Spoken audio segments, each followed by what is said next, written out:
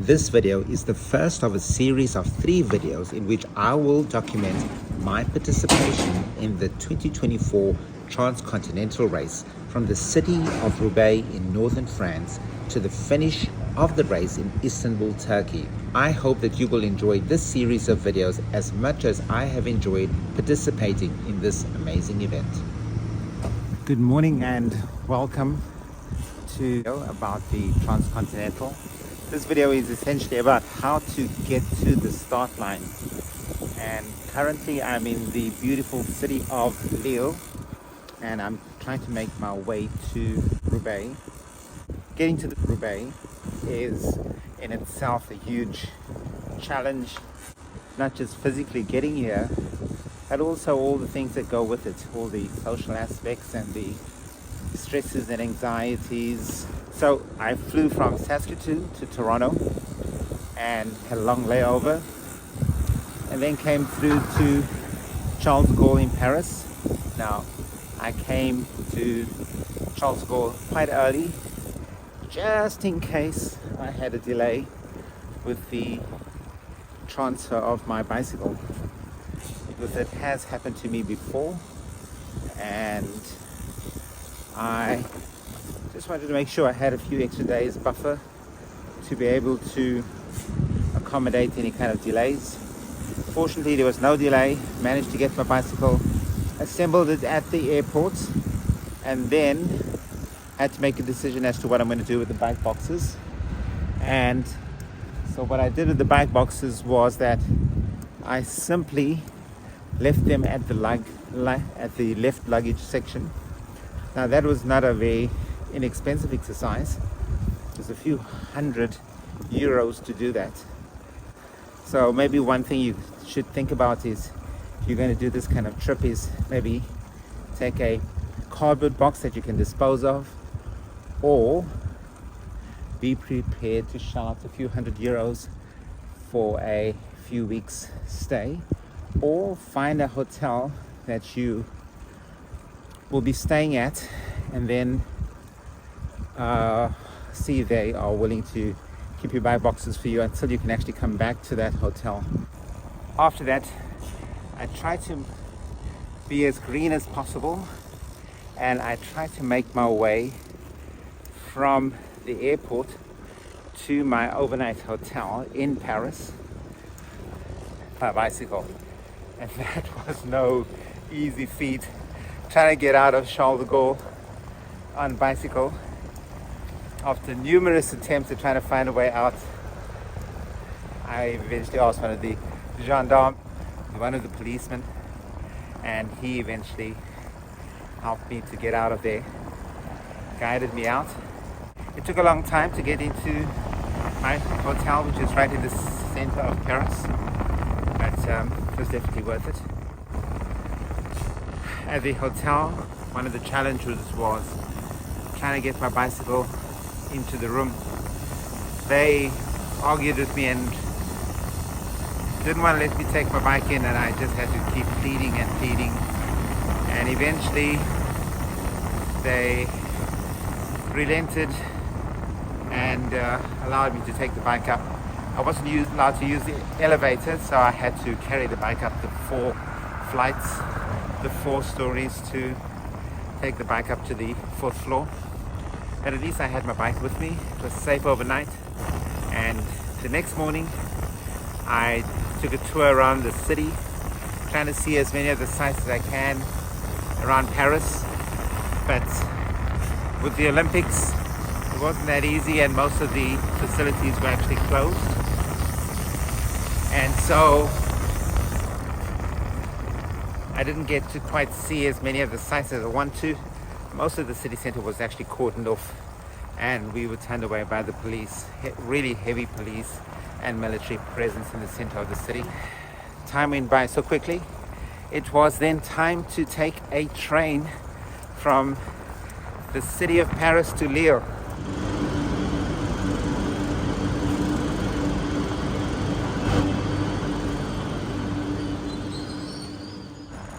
I had done my homework this time. I had booked a train, and you can book a train but you have to make sure when you book well in advance, because if you're going to come with the bike to go to the start of one of these races like the TransContinental, you got to make sure that the train can accommodate a bicycle. And it took me a few tries to be able to be authorized to take a fully assembled bicycle onto the train, and because of that they gave me quite a late start. I could only leave the train station at about 20 to 4, so quite late in the afternoon. But once on the train, I found the carriage that allowed us to be able to put up my bike, and yeah, it was quite plain sailing after that. Lille was a real surprise. Super beautiful city, and yeah, couldn't ask for anything more. Just super beautiful, amazing hotel, no problems with getting the bike in. And so took a walk around in the evening, got some food and had a good sleep. And now I'm setting off on the final leg of my journey to get to the start line.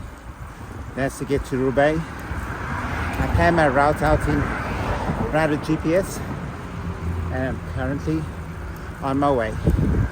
So I'll chat to you again as soon as I get to the velodrome. Speak to you again soon. Welcome to the velodrome in Roubaix. This is usually the finish or the final course or parcours of the Paris-Roubaix race. And yeah, I'm just like so stoked to actually be here. Well, the reason I'm here is that this is going to be the start of the TransContinental. Apparently we're going to do one lap of this before we set on our route. As you know, the TransContinental is a self-supported race. It means we can get no outside support, and we have to ride all the way from here, from Roubaix in northern France, all the way to Istanbul, which is in Turkey. So the entire distance is approximately about 4,000 kilometers.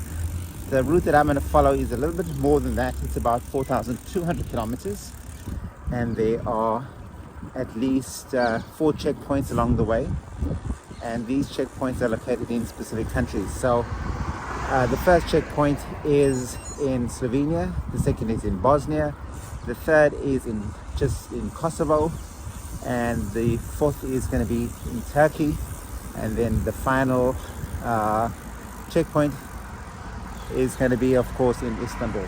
I'm going to be riding from Roubaix, and I'm going to go through, first of all, follow the set parcours, which is what I'm riding now. That is a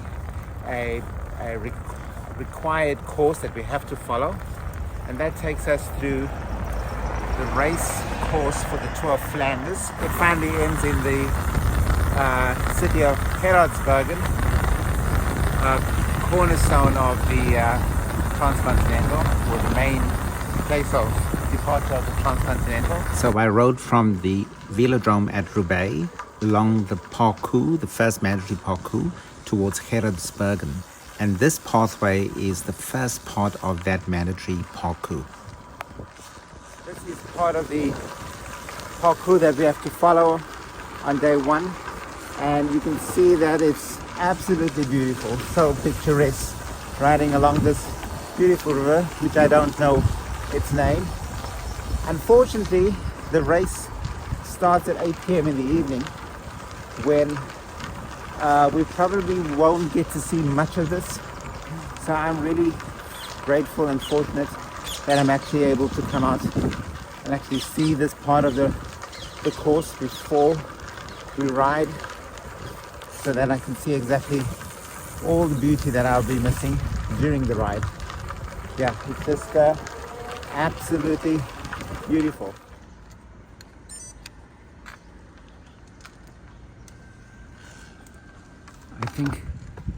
I think this is actually I think that's actually the border, the Flemish-Belgian border. Let's just see here. Yep. Looks like we are now in Belgium. And so that tiny little road was the border itself. Amazing. Now we've crossed borders and now we're into Belgium.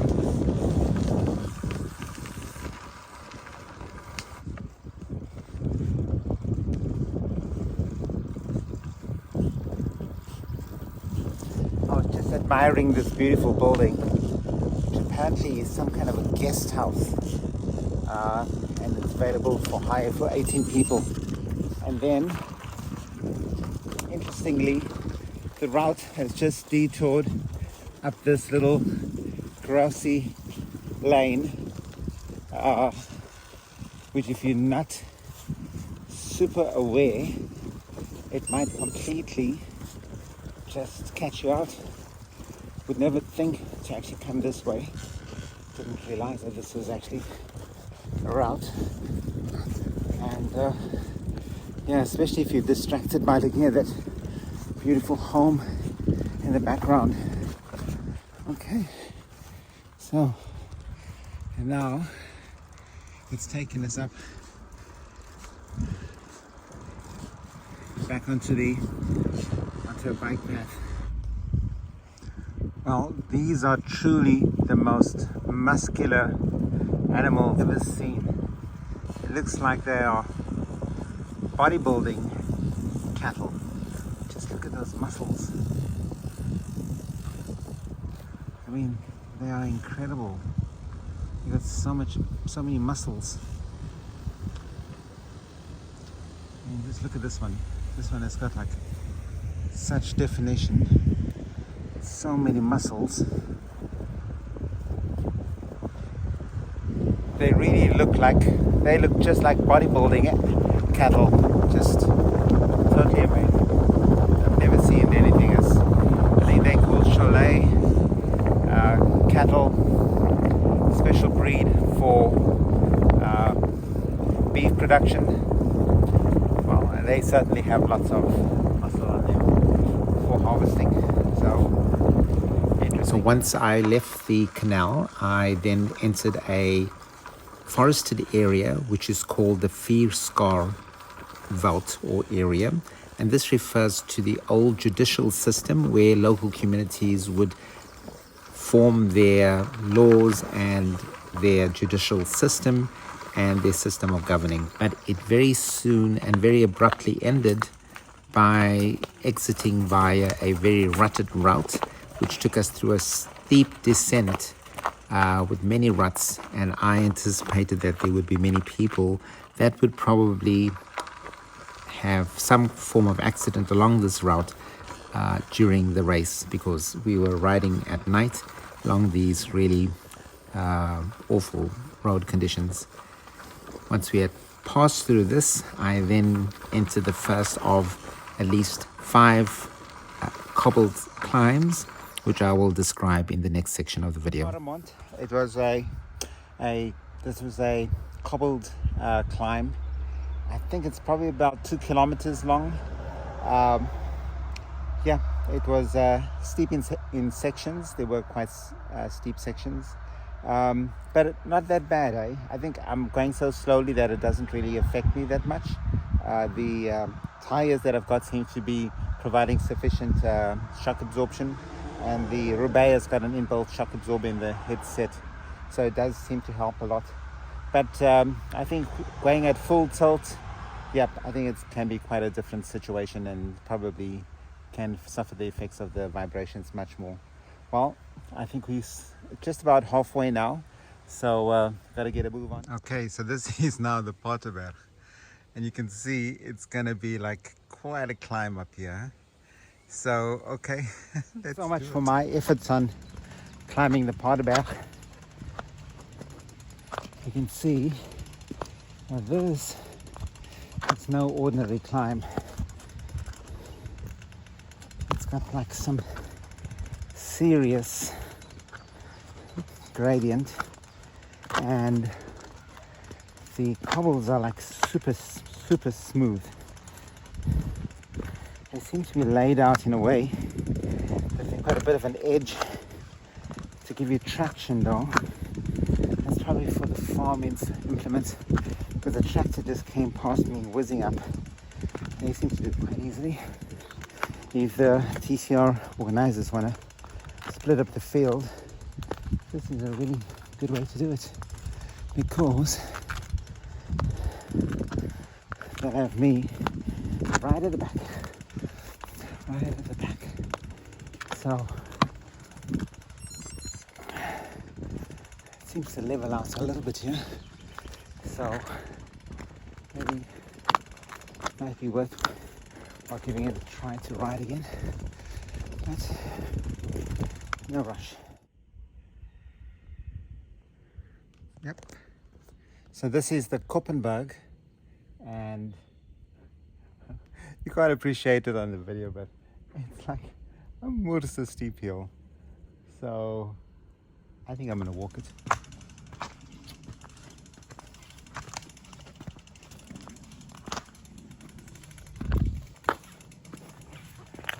So this is the Koppenberg. Now these are farm roads created by the farmers to provide them traction so they can get their farm implements up these steep gradients. So